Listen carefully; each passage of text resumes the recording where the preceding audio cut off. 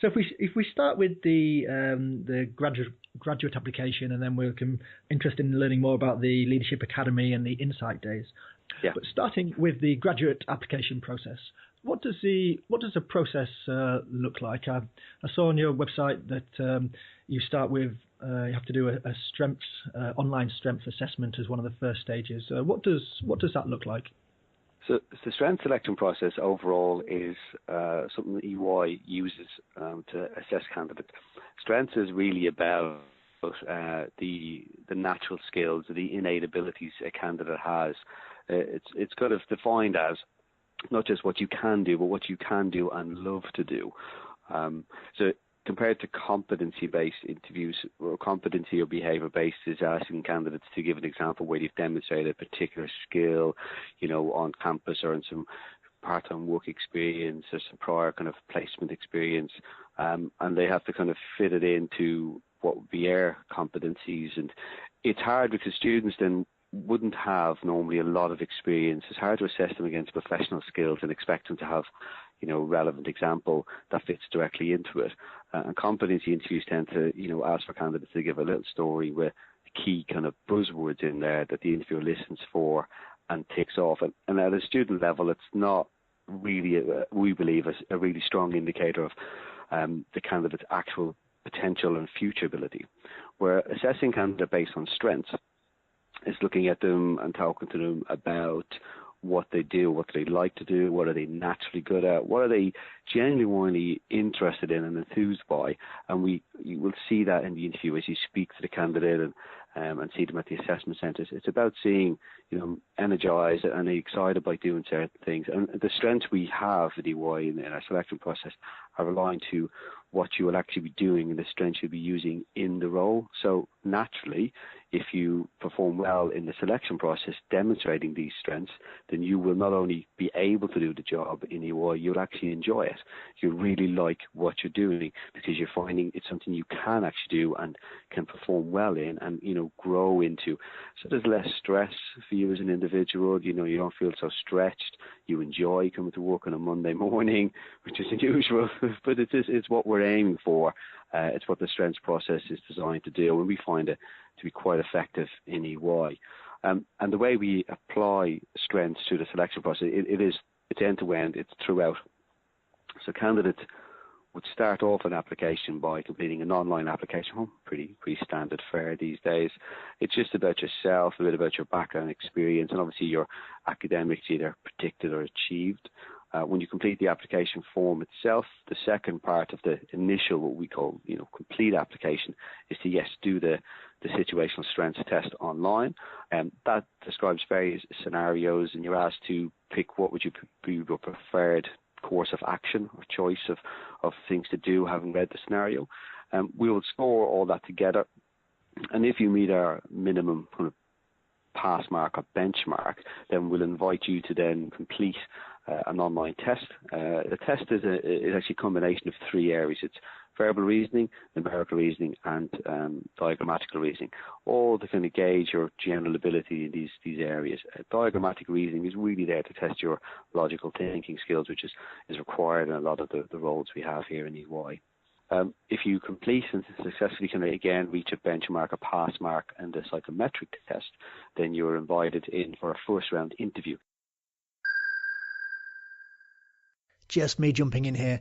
As Brian mentioned, when you apply to EY or any of the other graduate schemes for that matter, you're going to have to go through psychometric, verbal, numerical and situational judgment tests. Unfortunately, you're just going to have to do it, and it's one of the areas where large numbers of people fail to make the grade. Don't let this be you. Don't put it off to the last minute. Check out careergym.com now and start practicing their verbal reasoning, situational judgment, numerical reasoning and working style tests. You can practice them under time pressure in exam mode, and they come with detailed explanations and solutions so you can see where you might be going wrong and learn from your mistakes. And you can also track your progress and see how you compare against your peers. What's even better is if you use the code GJP, you will get 20% off all of their tests. So head on over to careergym.com, that's careergym.com, and use the code GJP. That's the letters G, J and P to get 20% off and start practicing today. Now on with the clip. At the moment, the first round interviews are currently held in offices. You come in and you meet a manager or senior manager from the part of the business you've actually applied to. So it's not any manager meeting any candidate. It is aligned to the area of EY you wish to join. So you're meeting a potential future colleague as part of the selection process. You get to come in, meet him or her, go through the strengths-based interview and, see around the office as well in most cases. The strengths-based interview is pretty quick fire. They cover off a number of strengths during the interview. Candidates do find that we get a lot of feedback that it feels more natural and they're able to kind of describe themselves and their abilities a lot better. And it isn't as tense or as onerous as some competency-based interviews they've told us about. So we find that it's a good candidate experience as well, but it also is quite effective. The interviewer can make a very clear decision at the end of the interview whether the candidate has what we're looking for or not, as the case may be. And then if they do, if they're successful, then they get progressed to one of our assessment centres, which again are held at the local office, ideally for the candidate, where they ultimately could be working.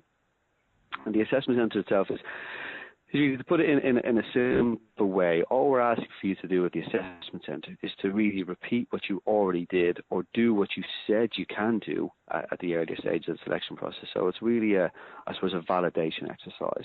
So you'd come in and you'd put through a number of exercises where the three main exercises are, you do a team exercise where it's just like a group discussion exercise. You'd all get a brief to read, and then you have to, between you all, discuss the brief and decide on an outcome at the end of it. Some questions from the assessors, and then that's it. You move on to the next exercise. You'll then do a written exercise where you get a brief, some instructions. You read the instructions and you type out a brief response to the question, to the summary given. That's assessed as well. And then you resit some of the tests you would have done online, just to ensure kind of consistency in scoring and make sure that it wasn't a fluke online, basically. So we get candidates to do that as well. I will say as well, just to be fair, if candidates do have a disability or an extra need, we do encourage you to absolutely tell us that. Don't hide it. Don't pretend you don't have one. We will not rule you out of the application for that. And what we'll do is we'll try and make your candidate experience as comfortable as possible. We'll make any reasonable adjustments required so you have just as fair a chance to prove your actual abilities, that you're just as good as anybody else to get the job. So we do find a lot of candidates try to pretend they don't have it and tell us kind of at the last minute or after the assessment centre, we would like to make a fair assessment as possible. And so do tell us up front if you can. We wouldn't hold it against you at all. And the final part of our assessment centre is an interview with one of our partners. He or she will sit down with you for a good 45 minutes to an hour and talk to you about why you want to join EY, what are your career aspirations, what can you bring to the role, why you really want to be there.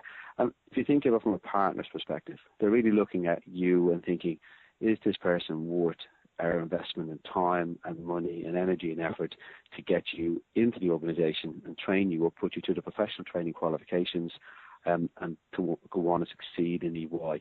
So there's a large investment for us, and we're very happy to make it if the candidate does meet all our pass marker criteria.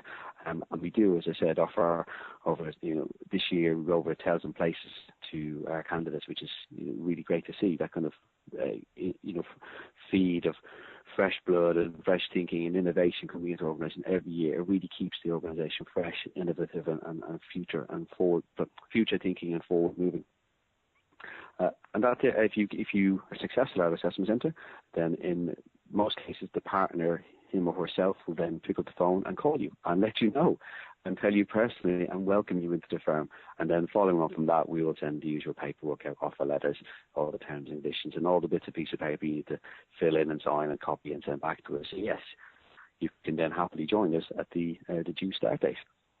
Wow, excellent. That sounds an interesting process, and we covered a lot there. So going back maybe to the strengths aspect at the beginning, because personally I've done a lot of competency-based interviews. So when I was applying, it was all competency-based, and I've done competency-based interview myself, but not really done any strengths-based interviewing. And I did the online test of the strength-based questionnaire on your website. where you had to rank what you do in particular situations. And the difficulty I find with doing these is that in the back of your head, I'm sometimes thinking that on one hand, it's what am I actually like as a person, but then I'm thinking, what are they looking for in, do I answer it in terms of what I think they're looking for the particular role? What advice would you give to people who are filling in the questionnaire themselves in real life? I would say don't overthink it. We want to hire the natural you, the real you, the way you are in the normal circumstance, not what you're trying to be or think you should be, because then you'll overthink it, overcomplicate it, and you'll second guess yourself and probably do yourself no favours in answering the question. Just don't rush it. Don't have knee-jerk reactions and click the button in a random order. Read it, think about it, and whatever you feel is the right answer, what's naturally appealing to you, then apply. Because what I'll say is, if you're right for the job, you get it. So people get scared by numbers and try to play the numbers game and apply early or apply for certain locations or certain roles. I always say, if you're right for the job, you get it. It's as simple as that. It's quite philosophical, but that's always worked for me. So if you read the questions, wherever instinctively feels like the right answer, that's the right one for you. And if you think it from another way, if you choose the answer that you would do, wherever it feels right for you, and if it's not aligned to what EY is thinking, that doesn't mean you're a bad candidate. It just means you're not right for EY or not right for EY right now.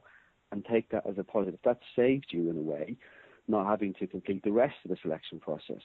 So it's a decision made for you earlier on, and you can focus on other companies that perhaps you are more right for. So don't think of it as a failure or something really negative. It could be, in the long run, a positive thing because you've ruled out EY as the company that's not right for you. Does that help? No, definitely. And as you mentioned, it's a two-way process. Not only are you right for the company, but if you're having to lie to yourself to get the job, then it's probably not going to be the job that's going to make you happy in the long run. No, true.